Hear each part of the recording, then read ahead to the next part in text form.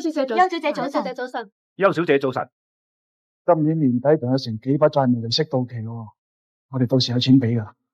自從細佬生上位之後，就覺得財務緊絀咯。聽講遲啲公司會利用新加坡賭場嘅項目發行債券，係咪真㗎？你咪都諗住想研究翻啲啊？邱小姐早晨。小姐早晨。早晨。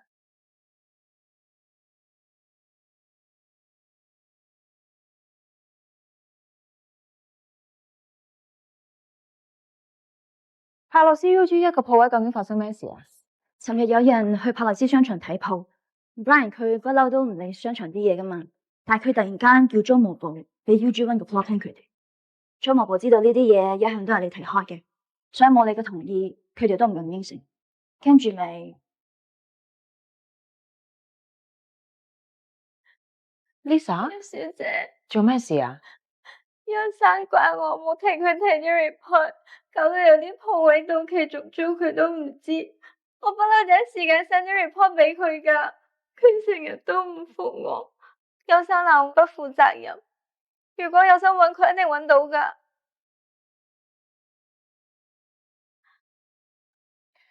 咁一向冇特別指示嘅 report 都當默認通過嘅，我知道唔關你事。咁啦，你睇下邊個部門請人，你轉過去做住先啦。多謝你啊，邱小姐。睇嚟你堂細佬依家心情麻麻喎，使唔使遲啲再見佢？你老細有心揾你麻煩，俾你炸咗雞日都冇用噶啦，攞嚟啦。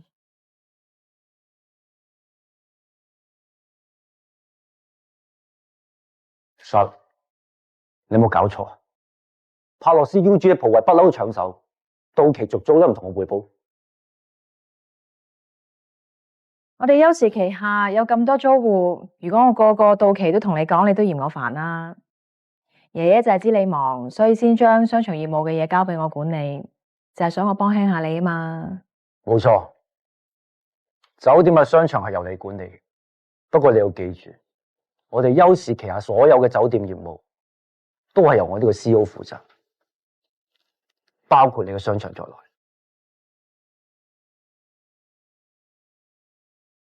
而家原租戶份合約仲有2個月到期，我就應承咗轉租俾 John Uncle 開間法國餐廳。你搞掂佢。Sorry 啊 Brian， 因為個原租戶之前趕住出埠，所以我提前同佢做咗新租約。如果我哋違約嘅話，除咗要賠半年租金之外，仲會影響我哋公司嘅聲譽。咁你即係自把自為提前續約啦？其實我一向都有將最 update 嘅租務情況 pass 俾你秘書噶。你會唔會係之前去咗瑞士滑雪 miss 咗個 report 咋？不如咁啦，我哋酒店仲有一個靚鋪位就嚟到期啦。個租客咧，其他酒店商場個 location 點同帕洛斯比啊？咁又係啊，所以我哋帕洛斯嘅原租戶一向都會按照合約有優先嘅續租權。所以如果你有朋友想租嘅話，下次早啲話俾我聽，我一定會幫你安排。我唔理啦，你自己親自打俾 John Uncle 解釋，同埋安排個靚鋪位俾佢。OK， 等我處理啊。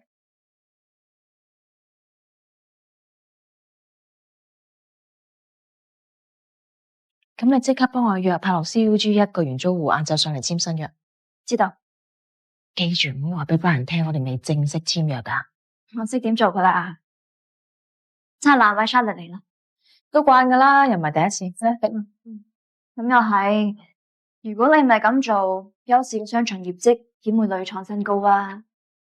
但我都係唔明，點解你咁堅持要將 UG1 租翻俾原租戶咧？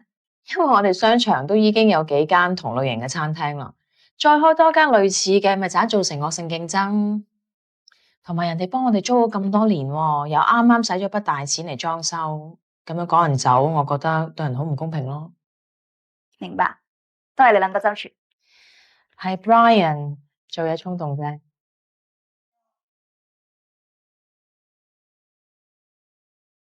Brian，聽講你哋炒咗個 set 喎。唉，唔好講啊，講起女人嘅茶煲啊。點啊？你哋傾緊乜嘢？咪公司就快到期，銀行利息嘅事咯。我哋財務部都未搞掂啲數。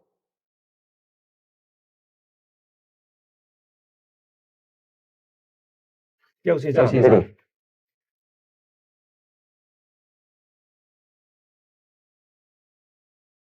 坐。阿 Brian，你將新加坡酒店賭場個項目同大家講講先。之前 Roger 引薦南美賭王 David Farm 同我哋優視喺新加坡間新酒店合作經營賭場，我哋雙方都達成咗初步嘅協議。而家法務部已經草擬緊協議書，只要等對方簽咗合約，我相信同銀行傾進一步融資應該冇問題。非常之好嚇。咁聽日董事會進行投票。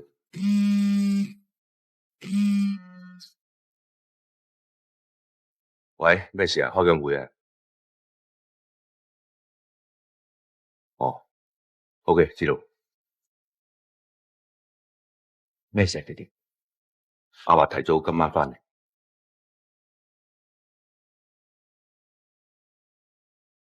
邱生，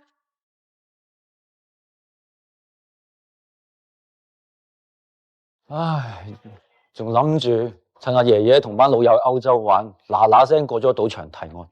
你點估到佢突然之間翻嚟？爹哋啊，你估爺爺到時會反對我哋？我揾阿伯傾下噶啦，應該冇問題嘅。入嚟啊！邱生，邱小姐嚟咗揾你。哦，二叔，你有冇時間啊？我有啲嘢想同你傾。咩事啊？我知道公司呢排財政有啲壓力，所以我做咗份 proposal， 希望可以幫公司解決到呢個問題。我唔睇啦，你直接講。聽聞二叔想借新加坡酒店嘅賭場項目，再向銀行借貸。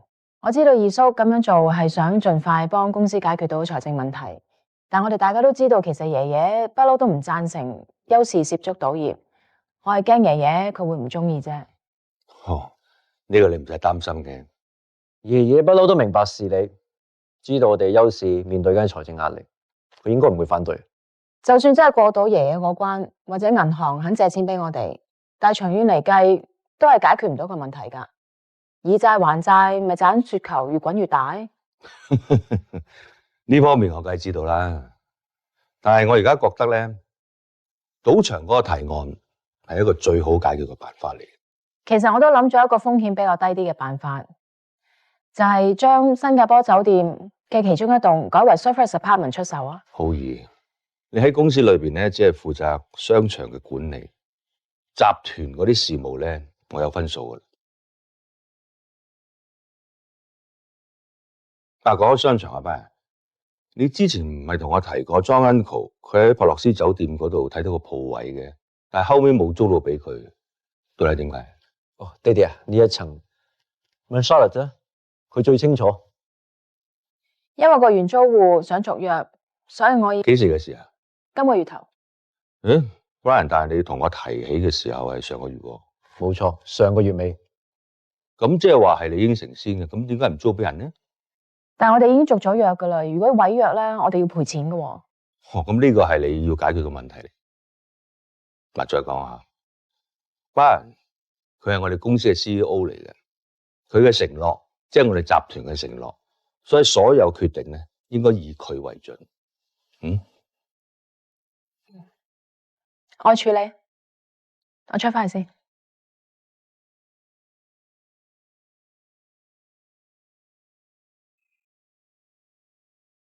睇見佢個樣啊，心都涼晒。你要我幫得你幾多次啊？明明咁簡單嘅嘢你都搞唔掂。爹哋啊，你有眼睇喎，佢又呢樣又嗰樣，鬼咁多藉口。Brian，你要記住啊，你係邱家唯一嘅男丁，邱氏集團未來嘅繼承人。你以後有乜嘢柯打落去，叫佢哋搞就得噶啦，唔使咁多廢話嘅。包括你嘅堂家姐啊，好易，佢幾犀利下啊！你醒啲啊！如果你一放鬆，佢就踩住你上噶啦。知道爹哋，我以後會小心啲佢噶啦。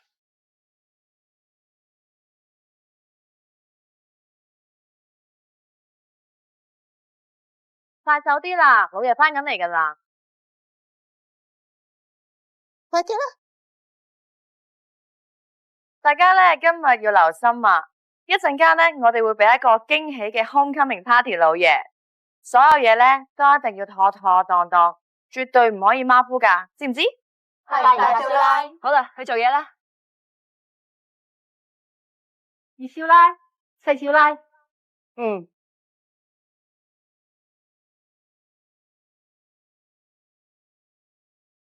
大嫂啊，呢啲咁粗重嘅功夫，使乜自己親力親為啊？冇所謂啦，我呢啲咧天生勞碌命，邊似得咧二嫂同埋細嫂你哋咁樣養尊處優先得噶。哎呀，做乜咁少層次咁單調噶？唔係話要俾個驚喜老爺嘅咩？容姨，嗱嗱聲入去攞埋老爺最喜歡嗰幾盆蘭花點住一下。係，快啲。都係二嫂你諗得周到，以後咧都要同你好好學習下先得。啊，係喎，既然要俾個驚喜啊老爺啊，不如今晚咧我哋帶埋奶奶送一條家傳翡翠頸鏈，氹我老爺開心咯。好喎，老爺見到一定好高興啫。乜嘢係家傳翡翠頸鏈啊？奶奶我家係做翡翠生意噶，奶奶仲在生嘅時候，我哋每個邱家新抱入門，佢都送一套翡翠首飾俾我哋嘅。哎呀，係喎，我唔記得你入邱家門嘅時候，奶奶已經過咗身添。不過大伯，我問阿浩兒嘅阿媽攞翻條翡翠頸鏈俾你咩？哎呀，不過又係嘅，嗰條頸鏈係奶奶親手送俾我哋嘅，咁啊好難令佢前妻攞翻噶嘛，吓。係啊，冇所謂啦，橫掂咧，手環都送咗唔少鑽石首飾俾我，我戴鑽石頸鏈咪一樣。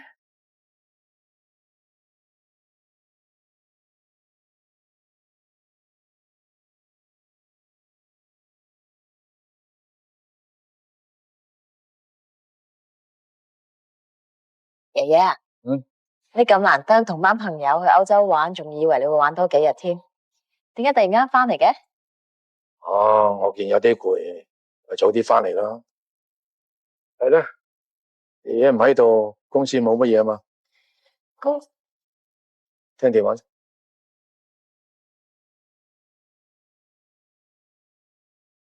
Hello， 梁生。邱小姐，你唔係啊嘛？你秘書今朝先通知我，下晝上去你 office 嗰度簽約，頭先忽然間又 call 我，話連租約都要 cancel 埋，咁算咩意思先？唔好意思啊，梁生，我哋會照合約賠翻俾你嘅，同埋我哋賠得嗰少少有鬼用咩？先前我諗住可以續多2年約，先抌本大裝修噶，而家咁即係玩我啫。其實我哋酒店咧都有其他靚嘅鋪位嘅，睇下你會唔會？唔使啦，總之我就俾你玩死啦！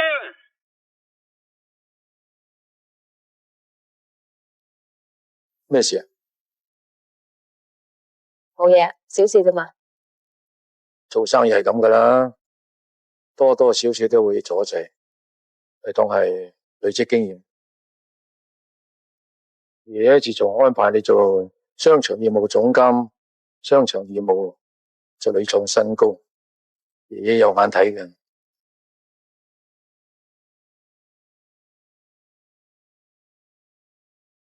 爺爺啊，我有啲本想黑啊，到咗叫我啦。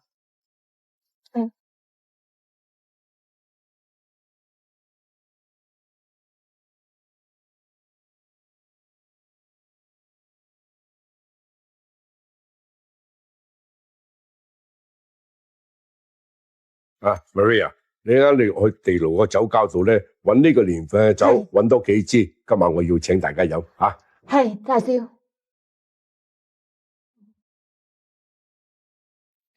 老公，點啊，老婆？哇，做咩今日特別靚嘅？人哋日日都咁靚噶啦。咁啊係。如果唔係啊，我第一次見你之後，你知唔知啊？我失眠咗成個禮拜啊！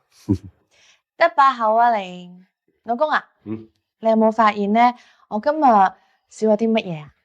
哇！佢真係睇到你少咗條頸鏈啦。我咪買咗條鑽石頸鏈俾你嘅。我唔要鑽石頸鏈啊。我要翡翠鏡鏈。好，冇問題，聽日買俾你。我唔要買嗰啲，我要你哋邱家嘅全家翡翠鏡鏈。我今日先知咋，原來啊，邱家每個新抱入門嘅時候啊，奶奶都會送嗰條全家翡翠鏡鏈俾佢哋噶。有乜理由得我冇噶？你嫁我嗰陣時，阿媽已經過咗身啦嘛，咁咪冇咯。你都唔知啊！頭先二嫂佢哋笑我啊，我幾冇面啊！我唔理啦，總之咧，你氹又好，呃又好，你幫我同 Charlotte 嘅媽咪拎翻條翡翠鏡鏈翻嚟俾我戴啊！吓，同佢攞翻？喂，好嘢啊！好 ，OK， 阿爸就到啦，出去接咗阿爸先講，行啦，唔好餵呀啦，邊有餵呀啫？點解得你兩個？阿子南咧，佢啱啱起身，不過而家換緊衫噶啦，好快落嚟。梓彤就話佢上緊 court， 應該趕緊翻嚟噶。志斌咧？我志斌好忙噶嘛，要見客傾生意噶嘛。佢講咗話要晏啲。梓彤翻嚟啦。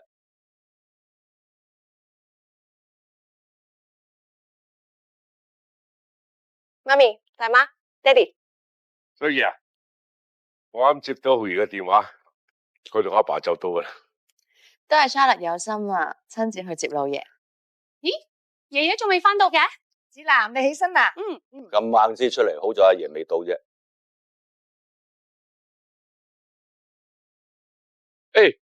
翻啦！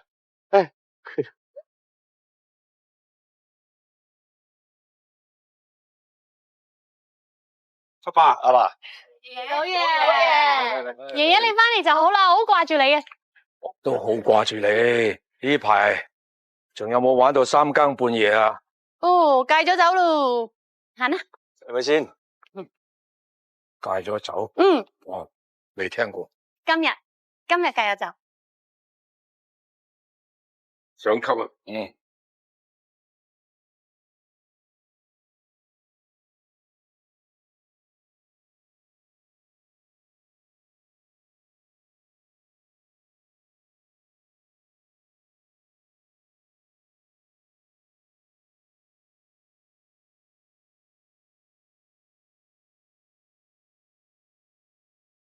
食咩嘢今日？有你最中意嘅蝦，係有味喎。哇，係好多。慢慢係嘛？好豐富咧。首爾啊，阿志斌呢？哦，佢有啲事遲少少，應該差唔多翻到嚟。sorry 啊，咁多位。爺爺 sorry 啊，我都見過客，所以遲咗翻嚟。哎呀，正經事緊要啊嘛，走。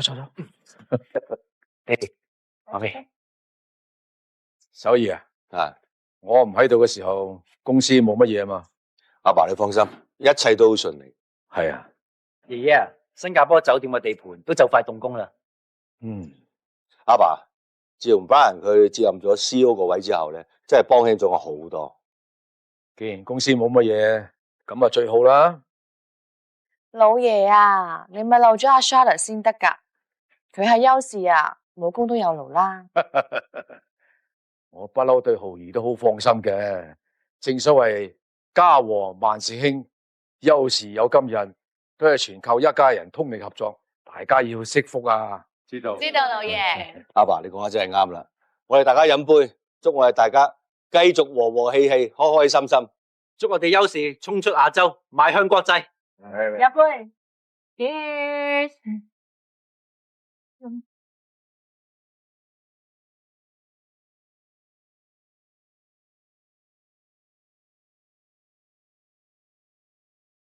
浩兒，做咩一個人走咗出嚟？爹哋啊，你知唔知道二叔同 Brian 諗住喺新加坡嗰度開賭場啊？之前佢提過啦。我今日先知啊！我仲知道佢哋諗住將呢個提案聽日喺董事局嗰度投票表決。我覺得二叔佢哋根本就係諗住趁爺爺唔喺香港，快快脆脆過咗呢個提案。你阿爺將公司交咗俾你二叔打理，再加上志斌係集團嘅 CEO，佢哋絕對有權咁做。爹哋啊，你唔係唔記得咗啊嘛？爺爺成日講佢最憎個老豆就係爛賭，因為咁樣搞到佢冇書讀，同埋幾兄弟喺個街嗰度執垃圾食啊。我記得你細嗰陣時啊，爺爺一講呢樣嘢你就喊啦。唉，咸豐年啦，我睇你阿爺都唔會介懷噶啦。我聽講咧，有時同幾間銀行嗰啲貸款嘅利息就快到期還噶啦。咁你二叔可能藉住新加坡賭場個項目，再同銀行講融資嘅嘢啦，咁無可厚非嘅。點解你哋講極都唔明嘅啫？咁啊真係以債還債，長遠嚟講好大問題噶。其實我唔係冇同二叔講過第二個提案噶，不過佢唔接受啫嘛。你知佢啦，成日堅持行自己嗰套。你二叔不嬲都係咁噶啦。你阿爺而家翻咗嚟，如果佢發覺有問題嘅，一定同你二叔講嘅喎。你擔心嚟做乜鬼啫？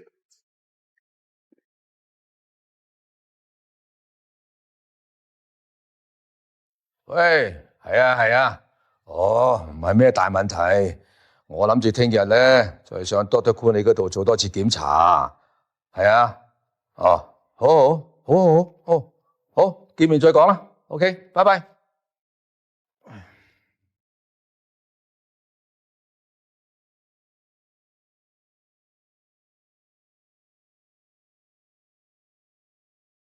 有咧，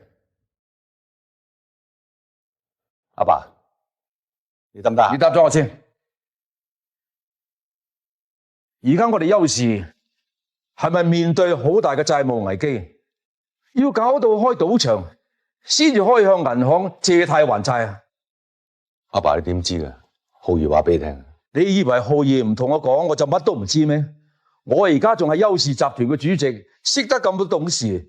想知道公司嘅嘢有幾難啊？使浩兒告咗，你真係以為我由前線退咗落嚟就乜都唔理啦？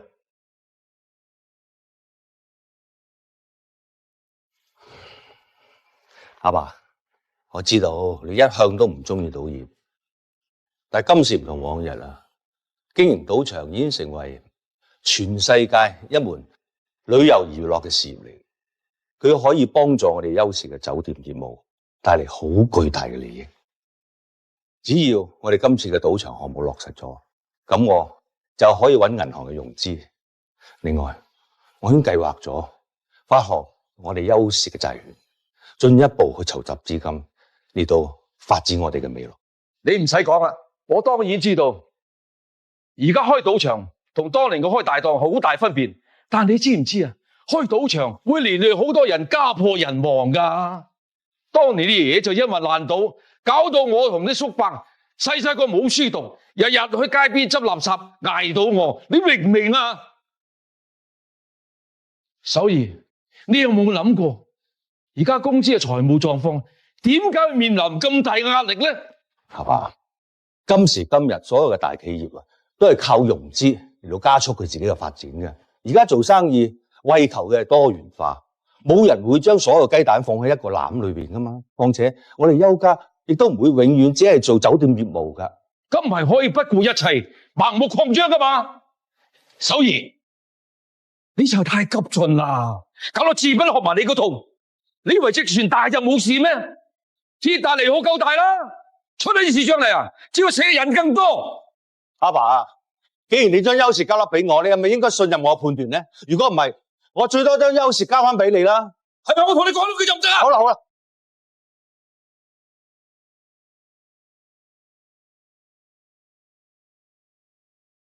做頭。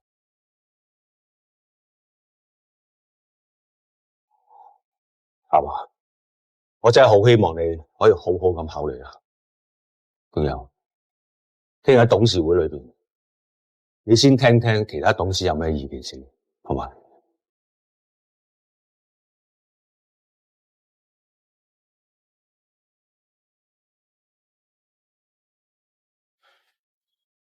好似咩事俾我害咗 CEO。哎呀！塵世內誰無畏懼，誰無心碎，誰無唏噓，年年適應，年年老去，而智慧是沉澱精髓。水，連連跨過挫折後默然回首，可說一生的歷史，怎會了無生趣？如帶着殘餘顧慮，殘餘不管殘餘空虛，時而走近時而喂，班，講啊！我喺個老董事度收到風，話你爺爺知道咗賭場項目件事喎。唔係啊嘛，肯定係 Charlotte 啦。咁個董事又冇講喎。不過我聽日約咗南美賭王電話會議，我想問我哋單生意仲做唔做啊？梗係照做啦，如果唔係炒窿媽整個2億，你幫我還。知道分銷，總之照去嘛。係。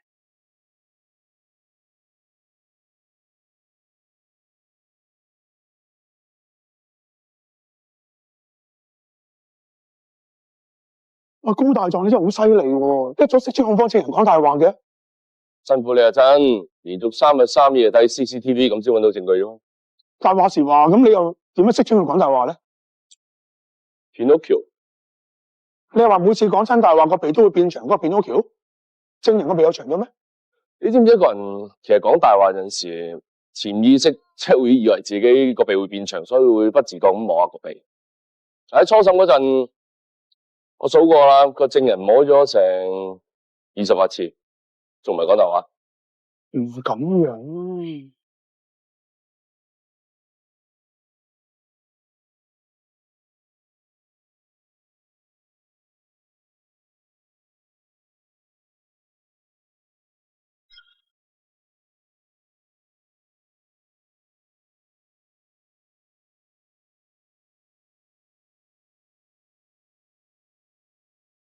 走啊！喂，唔好玩埋幼稚嘢啦。喂，高進，你哋走啊！幫我拆掂佢啦，條女玩自殺啦，唔俾我走啊！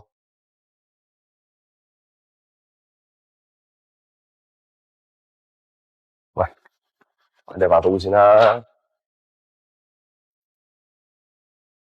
咪點啊？打成我咁，成個豬頭咁。今日唔攞翻筆湯肉費，實告你噶。錢我大把。高進，條女要成球嘢啊！俾多一次，更有下次。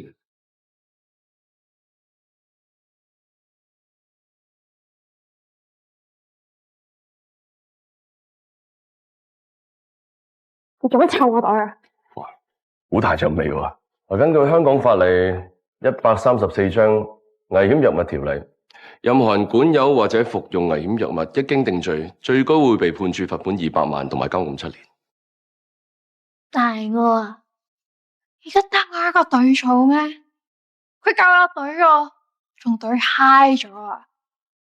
單成我咁啊，唔賠錢啊嘛！我而家就去醫院檢查。Daddy，嗱，根據你頭先咁講，你都係承認你曾經向 Brian 供應過大麻作吸食用途。你知唔知一經定罪，最高會被判處終身監獄嘅？咁佢打我嗰筆點計先？總唔想打傷人冇罪啊！如果證實到 Brian 係因為受到大麻影響，喺神志不清嘅情況之下傷人，最多都係罰款同埋賠醫藥費啊！咁當然冇可能100萬咁多啦。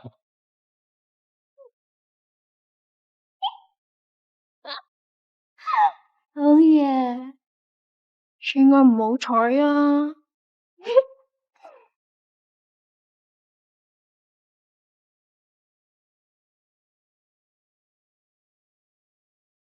高進，我知係實搞得掂，不過你律師喎，就咁放過佢啊？梗係唔係啦，我會 call 劉 Sir 拉佢。好心理啦，鑊鑊咁大劑，救唔到你好多次咋？得啦，趕住返公司開會，拍檔。OK。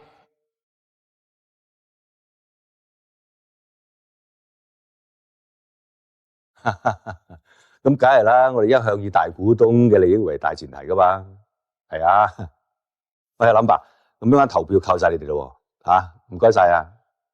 好好，一陣見，拜拜。爹哋點啊？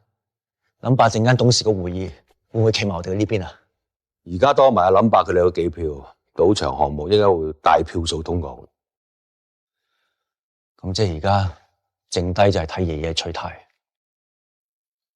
希望阿爸到時見到咁多董事支持我哋，會面對現實，改變主意。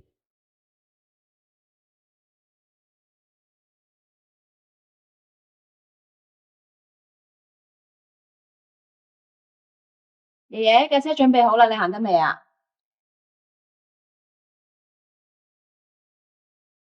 爺爺，夠鐘返公司開董事局會議啦。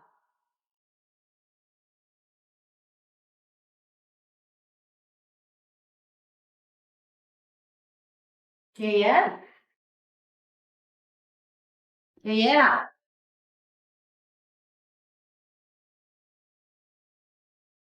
爺爺，爺爺你點啊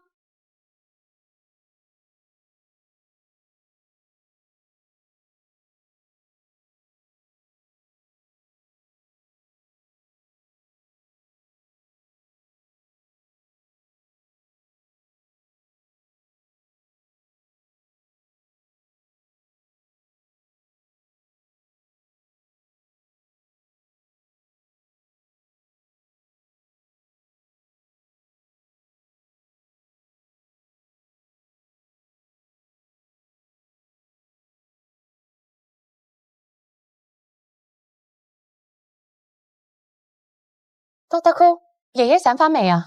大家放心，經過搶救，一路先生仲前脱離講危險期，但係由於一路先生嘅腦部有個短暫嘅缺氧關係，暫時冇法子知道佢幾時可以醒返。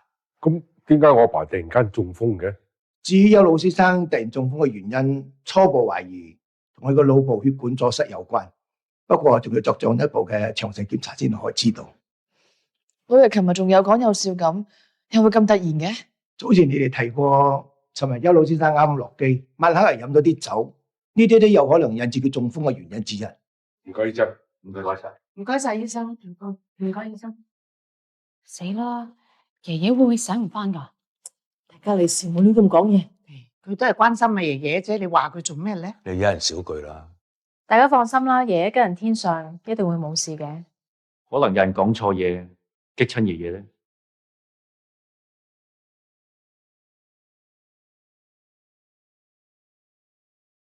爹哋，我哋之前仲擔心爺爺會喺董事會否決我哋賭場議案，而家佢忽然之間中咗風，咁我哋而家唔知你阿爺幾時先會醒返，所以一定要快。嗱，我哋下個禮拜再補開我哋董事嘅會議，盡快通過我哋嘅賭場提案。我聽日安排。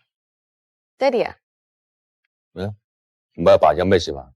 唔係，師傅啱打電話嚟，佢話想約齊我哋一家人聽朝見個面，話有件緊要事關於爺爺要同我哋講喎。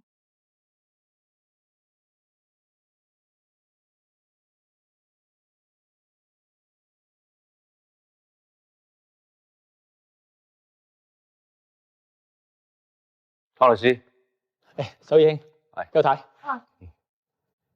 坐。好，呢啲。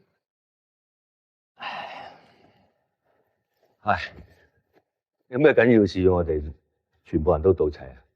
哦，係咁嘅。一路先生早前喺我同埋佢嘅主診醫生 Dr. Cool 嘅共同見證之下，立咗份委託書。咩委託書？由於一路先生早前發現佢自己嘅身體出現咗狀況，所以佢希望一旦佢嘅精神或者係身體出現問題，令至佢未能夠作出理性嘅判斷同埋決定，將會委託專人代行處理邱老先生作為邱氏集團主席嘅一切相關事務。唔通爺爺預知佢會出事？我而家讀出委託書嘅內容。本人邱漢陽於湯樂生律師、顧嘉文醫生共同見證之下，特此聲明：一旦本人邱漢陽之精神以至身體狀況出現問題，令至未能處理本人邱漢陽作為邱氏集團主席之日常職務，將委託以下人士代行本人邱漢陽於邱氏集團之一切相關事務。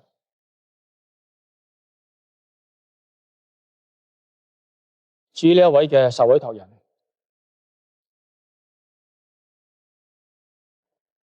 係邱浩然女士。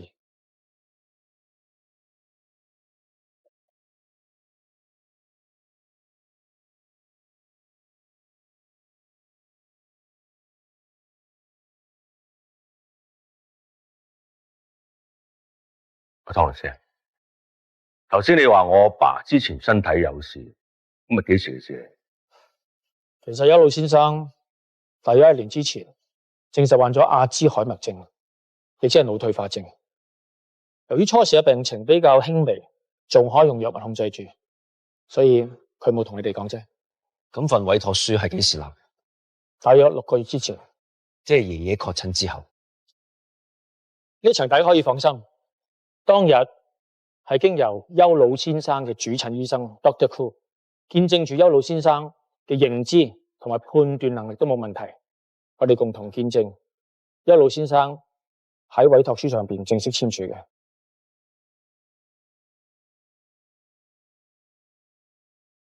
我而家將邱老先生呢一份嘅委託書正式交到 Charlotte 呢個手上。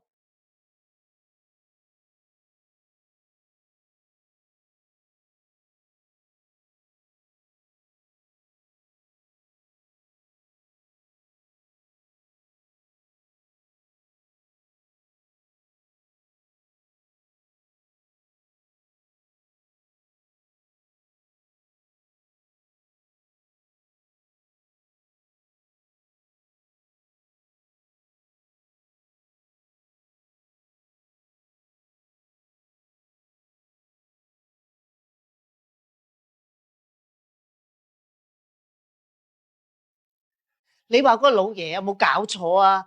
點會將個代主席位啊俾浩兒先得㗎？方唔係 Charlotte 喺背後搞鬼氹掂咗爺爺咩？好彩啊，大部分嘅董事咧都係企你阿爸嗰邊，俾佢做咗代主席咁啊點啊？代主席嘅權力等同於主席，喺董事會入邊啊，一樣有否決權嘅。咁即係點啊？咁即係話，就算所有董事全票通過項目，都要得到阿浩兒嘅簽名批核先至可以生效。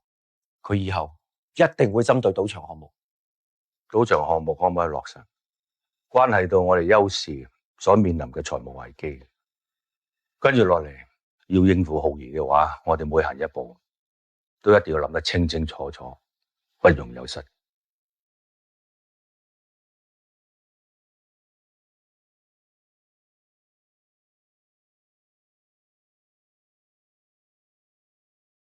嗱，老公。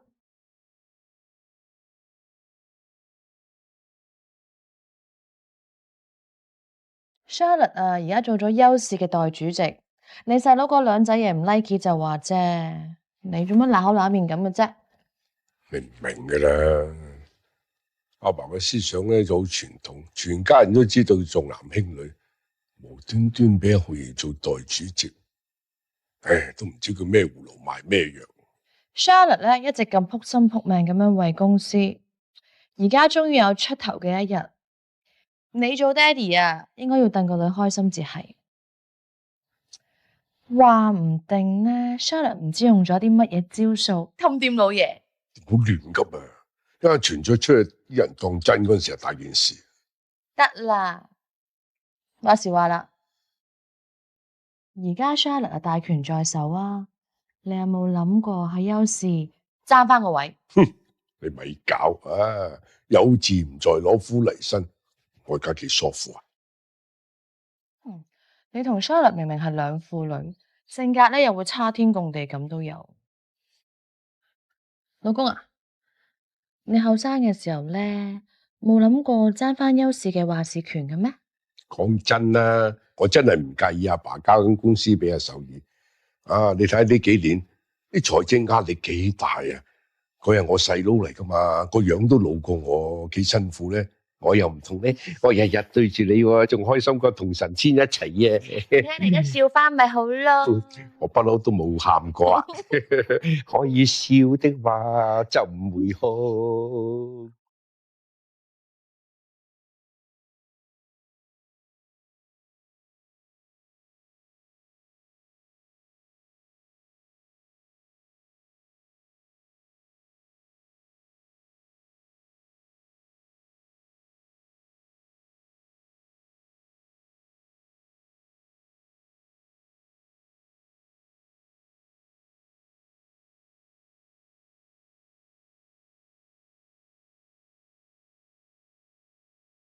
點啊？仲諗緊委託書嗰陣時啊？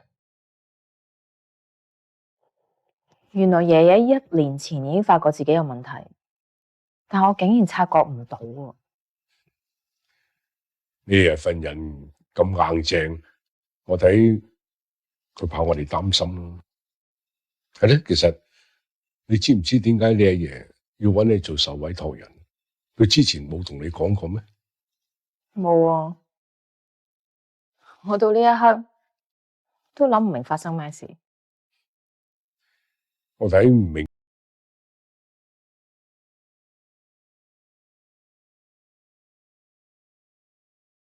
用你最中意嗰隻咖啡豆整嘅，試下咧。Thank you，老豆。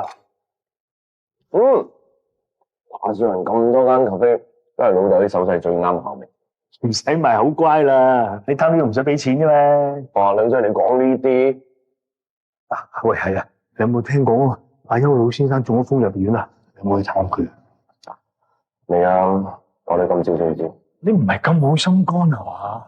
你唔好唔記得，當年邱老先生咧，佢俾咗大筆嘅退休金俾我，所以先可以開到呢間咖啡。仲有啊，你去外國讀咯，係佢親手寫推薦信㗎，所以我哋今日先有咁好嘅生活。正所謂啊，得人恩果千年記啊嘛。咪咯，知啦爸。我搵日同你去醫院探下有冇睇。唉，希望邱老先生可以捱唔爛過啦。成收，高進，早晨。三小姐買咖啡啊？照舊 double shot espresso 啊，唔該。即嚟，我都照舊送嚿 cake 你食。多謝。喂，坐。聽講你爺爺中風入咗院，佢點啊？爺爺仲未醒啊，不過起碼過咗危險期咯。點會咁特別嘅？仲有一件事發生咗，都好突然，不過你估唔到。咩事啊？原來爺爺前排咧已經立咗份委託書，如果佢有咩事嘅話，就委託咗 Charlotte 做休士個代主席。估唔到啊！Charlotte 有咩反應啊 ？Charlotte 又冇乜嘢喎，爹哋同 Brian 就比較大反應咯。雖然我唔知點解爺爺要咁做，但我肯定 Charlotte 呢個代主席一啲都唔易做。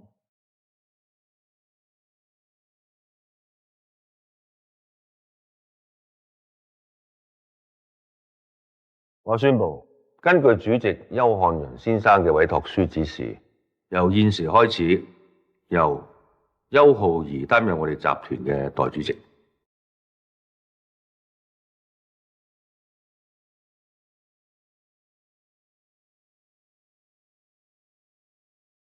喺爺爺唔舒服呢段時間，我希望大家繼續協助同埋支持我，繼續為邱氏帶嚟。我哋係隸屬商業罪惡調查科，請問呢度邊位係邱浩儀小姐？我係邱浩儀小姐，因為你涉嫌一宗賄賂以及偽造文件嘅案件，現在請你跟我哋翻去協助調查。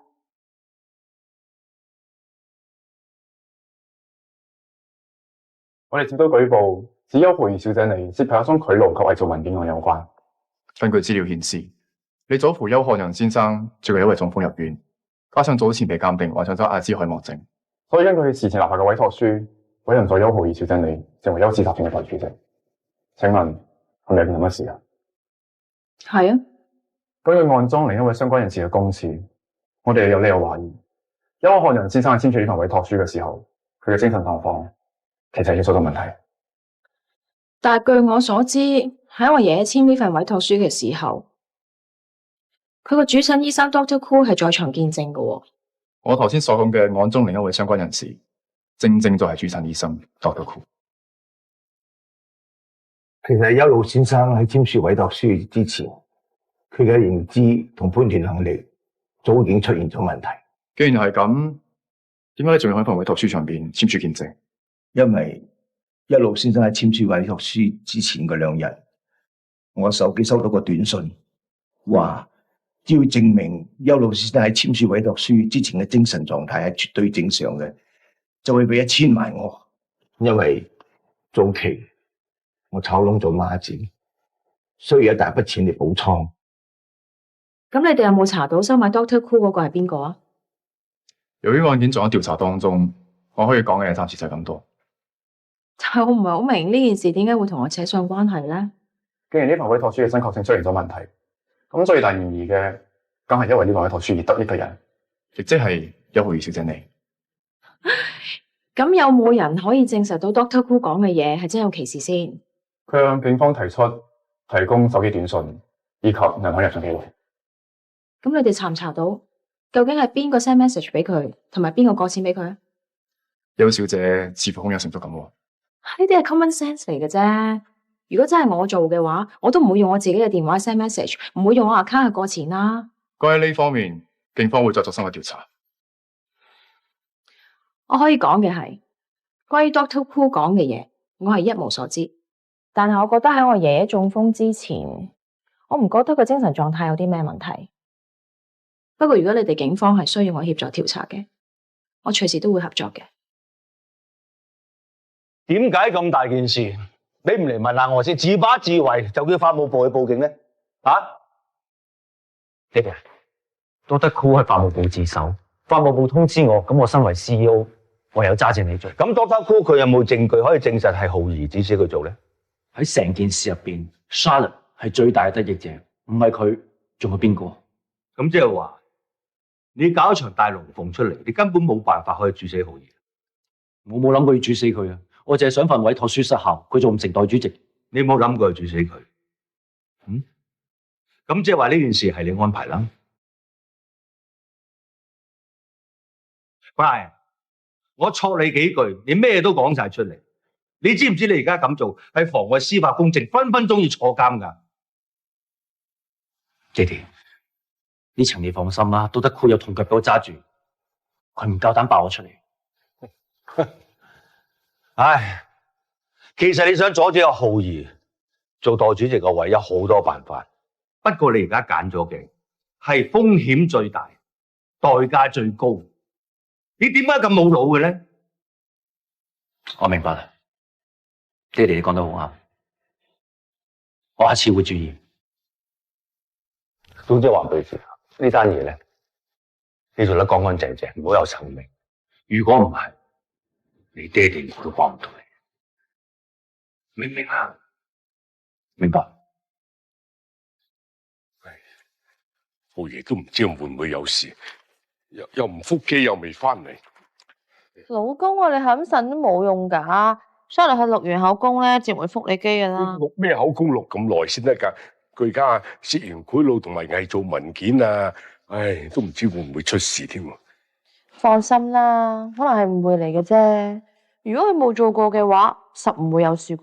佢梗係冇做過啦！你知唔知啊？呢個世界上有一樣嘢叫冤獄啊！唉，唔係啦唔係啦，我要搵人幫下佢手先啦。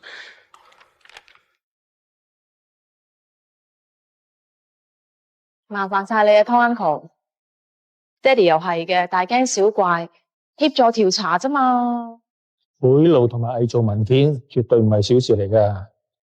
你爹哋着緊都係正常嘅，所以佢特意幫你揾咗個大狀，以防萬一。唔使咁誇張啊嘛。呢啲嘢可大可小㗎，都係做定準備好啲。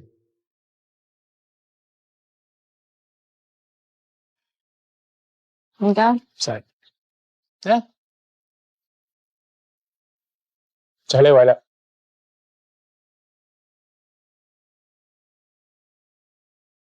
放心啦，爹哋，我冇事啊，我翻緊嚟噶啦，有咩翻嚟再講啊。攰嘅，翻陣啦，都會話你聽。我唔攰啊，唔該晒你喎，高大壯。真客氣啊嘛，我服務不嬲好周到嘅。我知，專門服侍啲靚女嘛。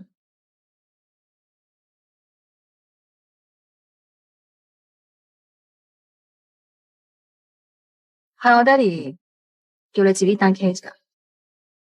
其實咁大件事，應該主動揾我啊！你知我最擅長打呢啲 case 噶，最多收你友情價。講清楚先，而家係我爹哋揾你，唔係我揾。我仲揾唔揾你幫手咧？我仲考慮緊。你好啦，總之你好好地休息下，瞓醒有需要我嘅話，隨時話我聽，到時再傾單 case。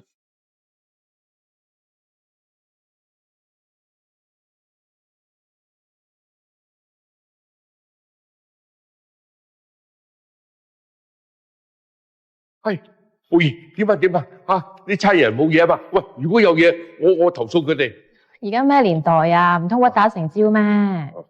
係咯，咁警方而家告你咩啫？佢叫我翻去協助調查啫，冇話要告我。哎，唔係啦，今日唔知聽日事。係啦，高進點睇單 case 啊？你仲好講，無啦啦叫佢過嚟做咩啊？你都未問過我。話時話，警方點解要出你翻去協助調查嘅？佢話係休市嘅法務部報警嘅喎。唔係啊嘛，咁都得。咁唔係咯，唔好講咁多，即刻約高進同佢傾單 case。Charlotte，爹哋喺書房等緊你，有嘢同你傾。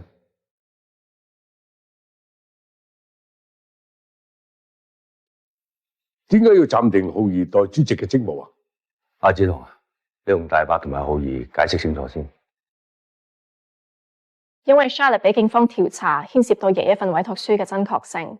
萬一真係證實到委託書失效嘅話，咁 Charlotte 就會失去休士代主席嘅身份。而家浩兒只係協助調查啫噃。阿浩兒啊，我真係唔係話針對你嘅，我都想你好。我身為集團嘅副主席，我係有責任維護公司嘅利益同埋聲譽嘅，所以喺仲未查清楚之前，我希望你可以暫時放低代主席嘅職務。一來你可以多啲時間去協助警方調查；二來我真係唔想有咩閒言閒語。為免你覺得尷尬，我哋可以安排你放大假。但係咁樣做唔係更加惹人講咩？我呢個決定係最好嘅啦。浩兒啊，如果你真係清白嘅話，遲早會水落石出嘅。咁遲啲返公司冇問題嘅。所以你而家放個大假，集中精神去配合警方嘅調查，咁樣做係最好嘅。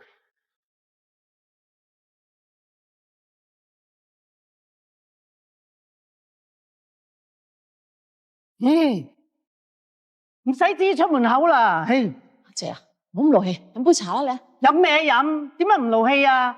我嗰個髮型師啊，好難 book 噶，諗住啊梳到靚靚啊，去婦女聚會嘅時候影多幾張靚相噶嘛。而家出唔出到門口啊，都未知啊。嘿，二少奶、四少奶，點啊，容姨？出邊咩情形啊？而家出邊啊圍滿晒傳媒記者啊，同埋電視台採訪車，叫極佢哋都唔肯走，激死我啦！使乜晨早流流咁嘈啊？你唔知啊，而家出邊啊鋪滿晒記者啊，話要採訪阿浩兒啊，俾警方調查嗰件事啊，搞到我出唔到門口，你多得佢唔少啊！都唔關 Charlotte 事嘅，唔關 Charlotte 事，關我事啊！而家我犯咗法啊！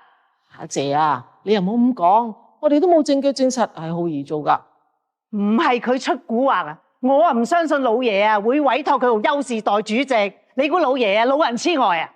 咁爺爺真係有啲腦退化嘅。總言之咧，你一個人做錯事咧，成家人喺度陪佢。放心啦，二嬸，一人做事一人當。我而家出去同我哋講。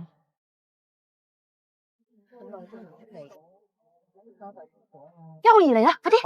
出嚟！邱小姐，傳聞你涉嫌賄賂同埋偽造文件，俾警方請咗翻去協助調查。呢件事你有冇回應咧？聽講邱小姐你已經向邱氏集團請辭，呢件事係咪真㗎？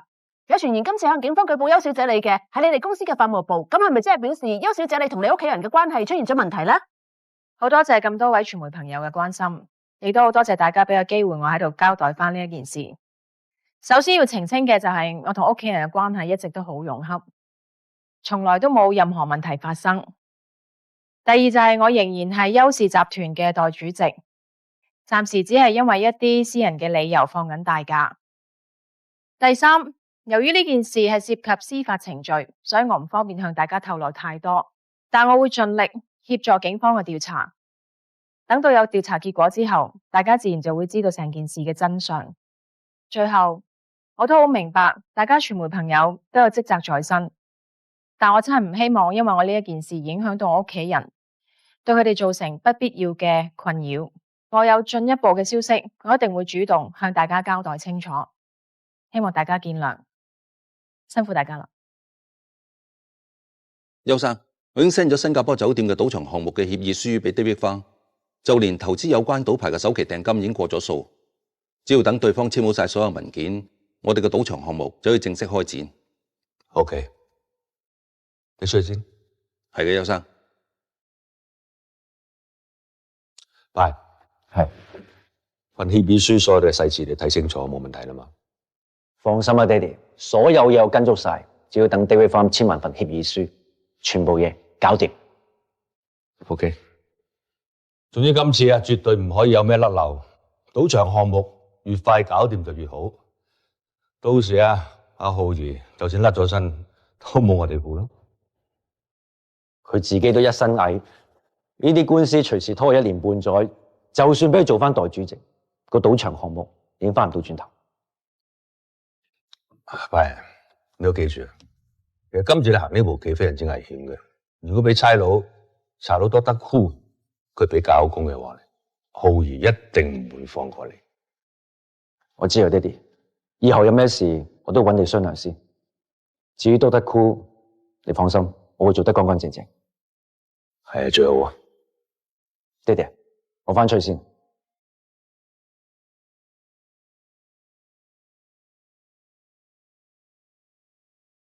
高進啊，浩兒單 case 你點睇啊？喺未正式傾呢單 case 之前，我想問清楚一件事。對於 Dr. Koo 向警方提出指控 ，Charlotte 你係咪真係完全唔知情？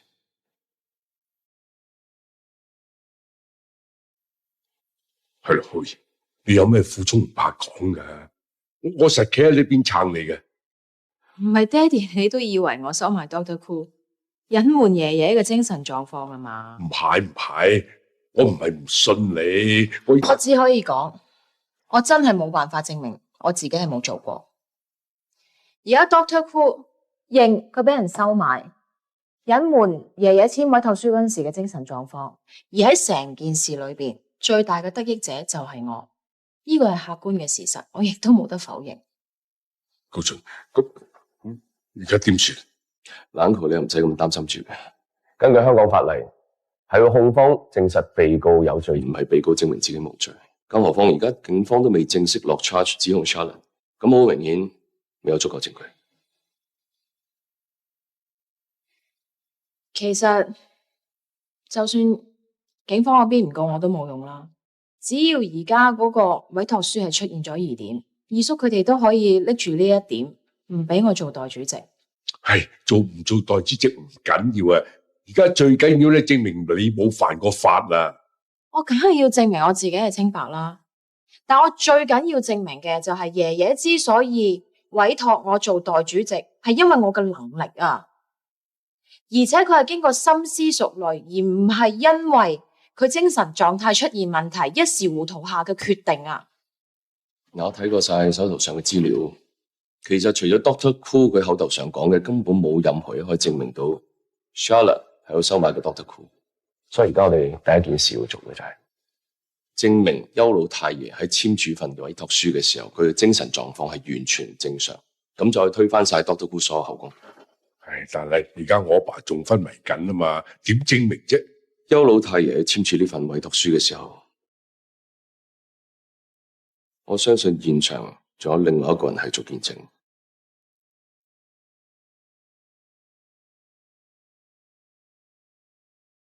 你哋問我點樣睇邱老先生簽署委託書當時嘅精神狀況？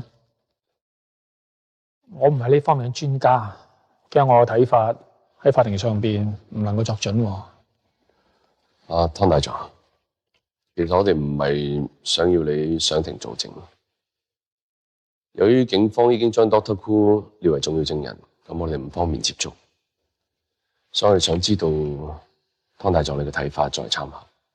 係，我哋真係想知道當時爺爺係咪真係清醒嘅？如果你問我你爺爺簽署委託書當時嘅精神狀況，我覺得佢神志好清醒，說話條理分明，精神狀況完全唔似有問題咁咯。咁湯 uncle，你有冇諗到啲乜嘢可以證明當時我爺爺嘅精神狀況係冇問題嘅咧？係啊，就算係啲好細微嘅嘢都 OK。我記得邱老先生當日講過，佢上嚟我律師樓之前，曾經去拍賣行，仲投咗個青花瓷花樽。啊，佢之後仲 send 咗張相俾我。嗱，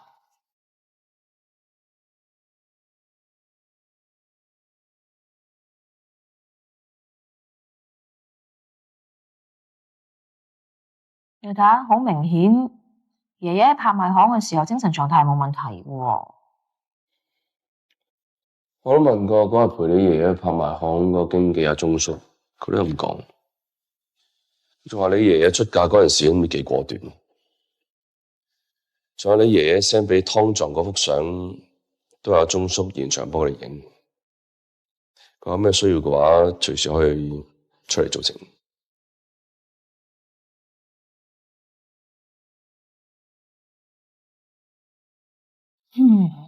但係就算爺爺喺拍賣行嗰陣時係神志正常，都證明唔到佢湯撞個律師樓嘅時候係唔會出現問題嘅喎。不過我哋起碼可以拎住呢條片去同 Dr. Koo 對質啊。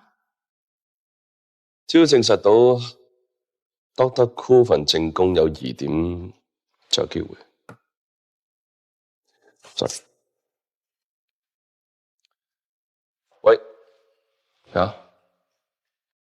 你話 Dr. Koo 撞車入咗院？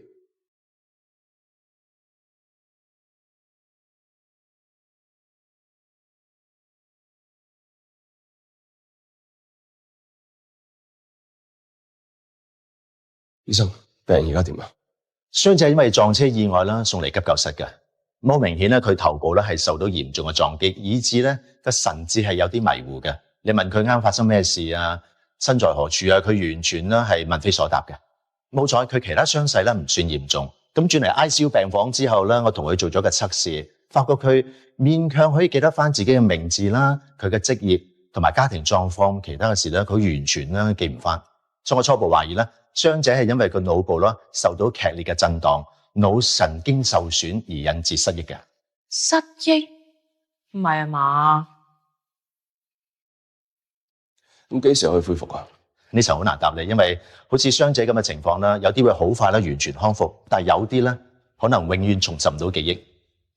其實我哋對人腦嘅認識啦實在有限，而家能夠做到嘅就係同佢做多幾次嘅詳細檢查，觀察住佢嘅情況先。OK， 唔該晒。咁即係點啊？而家死無對證啊？但係而家 Dr. Koo 又失咗憶，咁啊唔可以繼續指證你咯。咁即係點啊？即係而家咁嘅情況，警方之前對你嘅指控就唔再成立。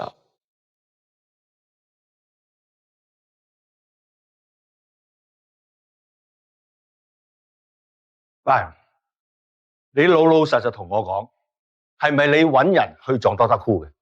冇啊，我都啱啱先知啊 Dr. Koo 撞車重傷入咗醫院嘅咋。真噶嘛？真噶，你信我啦，殺人喎，坐成世監噶，你俾個天我做膽我都唔敢啦。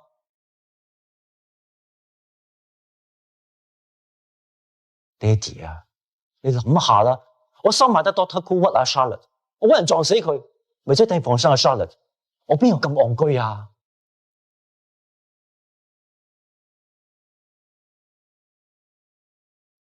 ？Dr. Koo 喺呢個時候俾人撞，聽講仲失咗憶添。你話點解會咁巧咧？會唔會係 Charlotte 啊？佢為咗甩身揾人撞死佢？唔會。雖然我唔係咁中意佢，但我由細睇到佢大，佢唔會做出咁事。好難講啊！有時人為咗自保，有咩做唔出啊？成件事入邊最大得益嘅就係 Charlotte， 唔係佢仲有邊個？不過而家最唔抵嘅就係冇咗 Doctor Cool 嘅指控，佢又可以大條道理坐翻上代主席個位。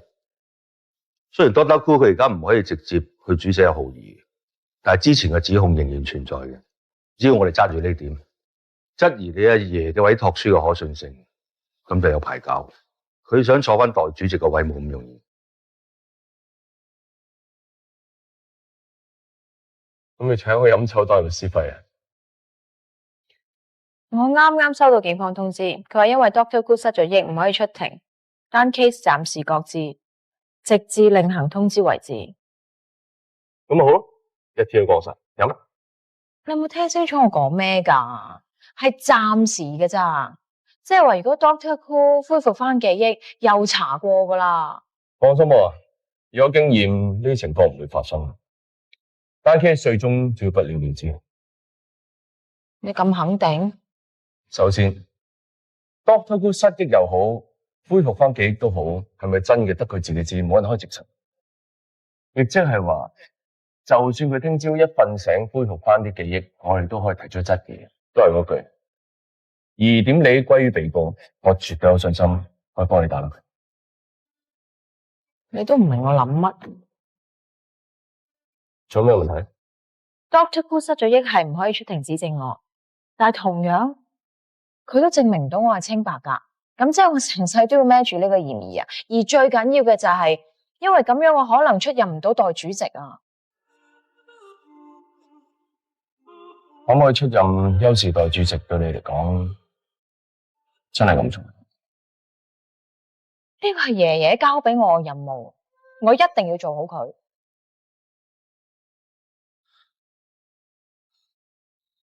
同埋你唔覺得好奇怪嘅咩？Doctor Cool 突然間有交通意外，跟住仲失埋憶，有冇咁巧啊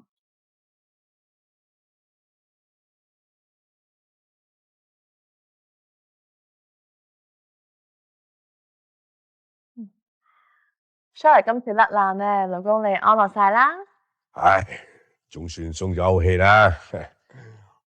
估唔到呢個高進咧，今次諗到條咁絕嘅橋，搞到嗰個衰人醫生失憶。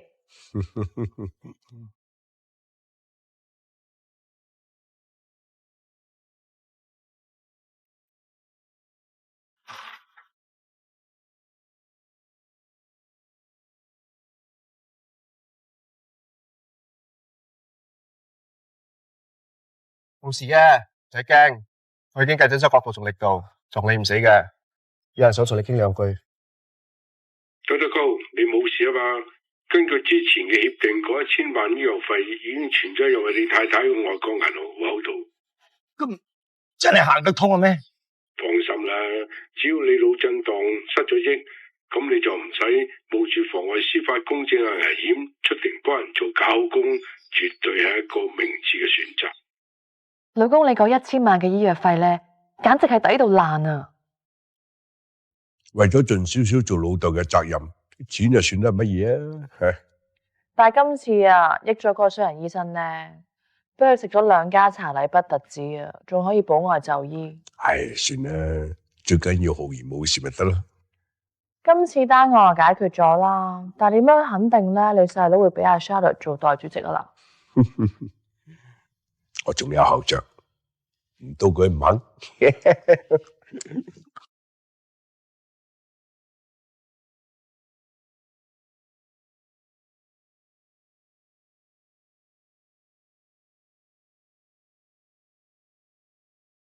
大家好。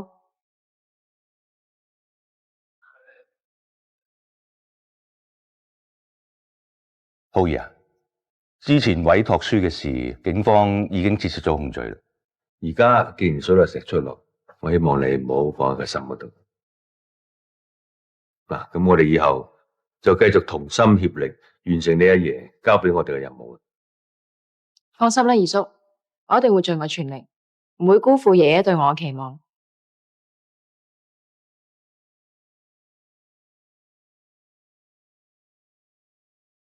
爹哋啊，我真係唔明白，點解你咁順攤俾翻Sarah做代主席嘅？你自己睇。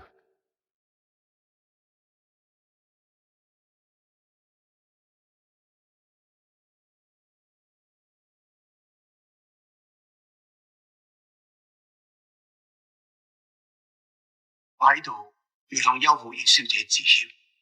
先前我喺警方作出嘅證供，全部都係謊言。我只係收到人錢，刻意誣告邱浩然小姐。當日邱漢陽老先生簽署委託書嘅時候，佢神志絕對清醒，精神狀態完全正常。你而家知道點解我俾浩然坐翻代主席嘅位啦？爹哋啊，隻 USB 係點得翻嚟嘅？人哋寄俾我嘅，唔通係 Charlotte？有分別咩？而家好明顯，人哋已經知道你揾 Dr. Cool 去做假證供，陷害阿浩然，已經穿咗煲啦。條片冇提到我收買佢啊！你唔俾人哋有第二條片咩？如果人哋將其他嘅片交俾警方，咁點啊？你以後做嘢用下個腦，唔好再搞咁多蘇州屎出嚟，要我幫你執手尾，好唔好啊 ？Sorry， 爹哋，今次係我諗得唔夠周全。我保證，我以後唔會再犯。聽住先。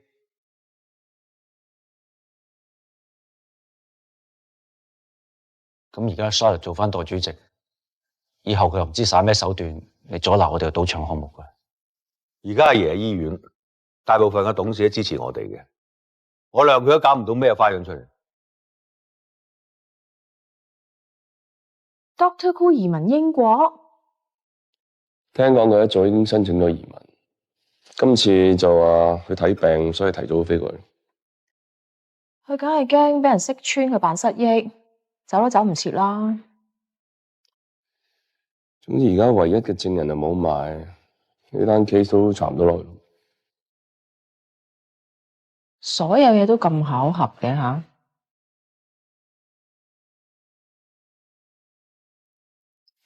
你望住我，係咪你喺背後做咗啲乜嘢？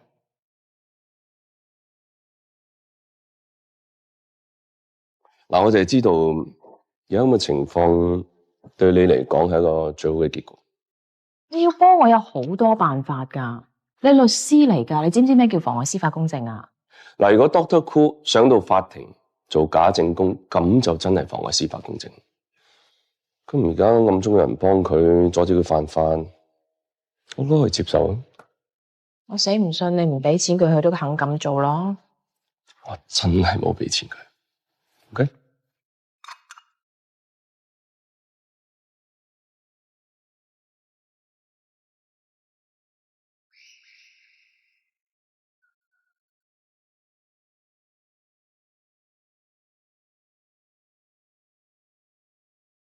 Charlotte， 我想同你講聲 sorry。Dr. Cool件事啊，係我冇查清楚，就叫法務部報警，搞到你咁麻煩，真係唔好意思。過咗去咪算咯。其實我哋都係一家人，有咩事應該坐低有商有量。我承認今次我魯莽咗，對唔住。OK， 我接受你嘅道歉。換轉係我都可能會公事公辦。不過係好好奇，想知道 Dr. Cool 受咗邊個指使要咁樣陷害我？點都好啦，以後我哋齊心協力。有啦，我都好攰，我返去瞓先，聽日公司見。Good night。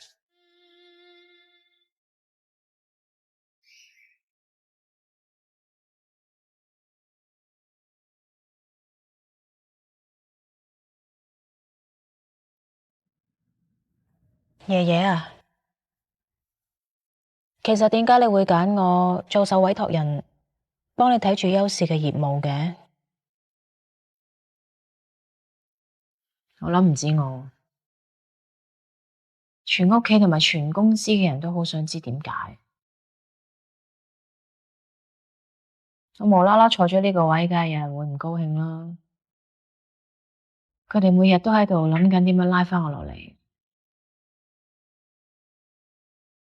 不過爺爺你放心，你嘅孫女我絕對唔係一個咁容易放棄同埋認輸嘅人。既然你將呢個重任交得俾我，我一定會盡晒我所有嘅能力，做到最好為止。我要證明俾爺爺你睇，女人嘅能力絕對唔差得過男人。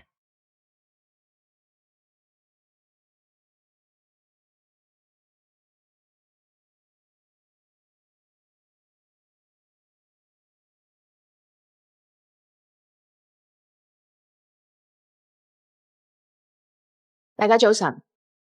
今日我以代主席嘅身份代爺爺主持呢個董事局嘅例會，我一定會盡我全力去履行呢個職務。等爺爺醒返之後，將公司完整無缺咁樣交返俾佢。阿伯，你將新加坡賭場嗰個項目嘅進展同大家講講。知道爹哋。經過幾輪磋商，我同南美賭王 Dairy Farm 已經達成咗初步嘅協議，而家等對方簽好晒所有嘅協議文件，個項目馬上可以展開。啱啊，係喎。唔好意思，如果我冇記錯，呢個項目應該未正式喺董事局通過嘅。咁係因為上次爺爺係因為呢個賭場項目可以舒緩而家公司嘅財政壓力，我哋大家傾咗好多次噶啦，亦都同意咗。我知道二叔同埋各位董事都花咗好多時間喺呢個 project 上面，但我覺得如果利用賭場呢個項目再向銀行借貸嘅話，等同以債還債，到最後都會令公司負上更大筆嘅債務。咁我真係好想知道，除咗呢個賭場項目，對於我哋優視面對嘅財政壓力，Charlotte你有咩更有效嘅方案？其實我都諗咗另一個解決嘅辦法，之前都同二叔你提過，就係將新加坡酒店其中一棟以 surface apartment 出售。我約略咁計過，收翻嚟嘅錢應該夠冚爭銀行嗰條數。新加坡地盤啱啱先動工，就算你個方案可行，遠水點救近火？所以我都同新加坡嗰邊最大嘅地產商傾過，佢哋肯認購我哋80% 嘅單位，仲答應簽約之後會俾一半嘅訂金。所以有咗呢筆錢，我覺得已經可以大大舒緩我哋公司嘅財政壓力。而最重要嘅就係咁樣做，風險一定係低過開賭場㗎。咁即係話你點都唔同意呢個賭場項目？我係覺得涉足賭業係有違我哋優視嘅經營宗旨。OK。既然而家有兩個方案，一個就係賭場嘅項目，另外一個咧就係喺 surface apartment。嗱，不如咁啦，我哋而家即刻投票，睇下結果係點。好啊，建議好，投票啦，啱啊，都要建議咁玩啦，公平啲。等等，你又想點啊？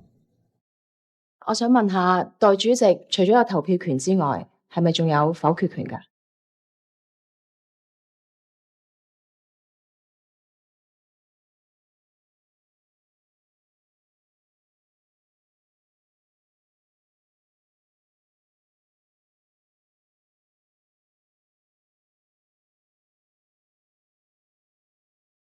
今日咧係阿浩然嘅第一次去主持我哋嘅董事會，有好多嘢咧係需要慢慢咁磨合。其實呢個表決亦都唔係咁急嘅啫，我諗大家翻嚟諗諗，然之後我哋再傾過咯，係嘛？今日到此為止，散會。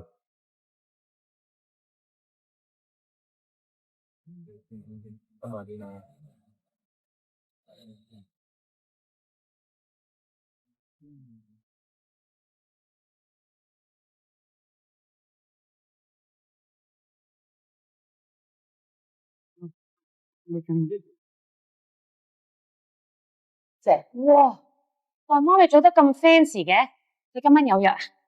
唉 ，cancel 咗啦！我而家唔敢掂嗰個你阿太啦，都唔知點同佢哋講啊，話做唔成賭場喎。之前啊，仲猛問我可唔可以投資噶嘛，而家點樣話俾人聽個賭場開唔成啊？吓？真係㗎，爹哋，我仲以為我自己可以做賭王個女添。What a pity！係咯，咁好機會都唔做啊！唔知邊個落嘅決定啦。而家係暫時擱置啫。咁既然阿浩兒佢咁堅持要反對我哋個項目，咁董事局咪選擇尊重佢嘅意見咯。我唔建議開賭場係因為賭業根本就唔係我哋熟悉嘅範疇，所以我哋要承擔嘅風險相對要大好多噶。同埋大家都知噶啦，爺爺一向都反對我哋開賭場嘅。一句到尾，爺爺咧都覺得賭業唔係一個正當職業，但係做生意唔應該咁保守噶嘛，我哋應該與時並進，think out of the box。賭場嘅模式，莊家係會賺錢，但係幾乎每個客都會輸錢嘅。我諗爺爺都係唔中意呢種經營模式啫。